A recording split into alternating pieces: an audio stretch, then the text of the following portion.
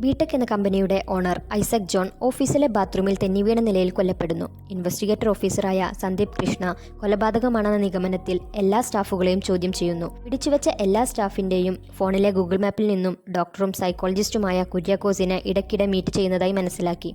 ഡോക്ടറെ ക്വസ്റ്റ്യൻ ചെയ്തപ്പോൾ മീര എന്നൊരു സ്റ്റാഫിന് അബോർഷൻ സംഭവിച്ചതിനെ തുടർന്ന് കൗൺസിലിങ്ങിനായി തന്റെ അടുത്ത് വരികയും ബ്ലഡ് ടെസ്റ്റിൽ DNA ബാധിക്കുന്ന ഒരു കെമിക്കൽ കോമ്പൗണ്ട് കണ്ടെത്തുകയും ചെയ്തു.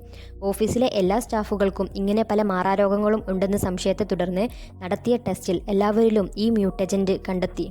ഒരു ഫാർമസ്യൂട്ടിക്കിന്റെ ഓണറായ ഐസക് പുതിയ മെഡിസിൻ ഓഫീസിലെ വെള്ളത്തിലും മറ്റും അവർക്ക് നൽകി ബയോമെട്രിയിലൂടെ അവരെ നിരീക്ഷിക്കുകയും ചെയ്യുന്നതിന്റെ ഫലമാണിതെന്ന് മനസ്സിലായി. സ്റ്റാഫുകൾ പ്ലാൻ ചെയ്ത് പുറത്തുള്ള സിലിണ്ടറിലെ കാർബൺ ഡൈ ഓക്സൈഡ് ബാത്റൂമിൽ കയറ്റിവിട്ട് ആസ്മാരോഗിയായ ഐസക്കിനെ കൊല്ലുന്നു. ഇൻസ്പെക്ടർ കേസ് ഒതുക്കി തീർത്ത് ഐസക്കിന്റെ പാർട്ട്ണർ ജിപ്സൺ നടത്തിവരുന്ന ഫാർമസ്യൂട്ടിക്കൽ ലാബ് തകർക്കാനായി പുറപ്പെടുന്നു.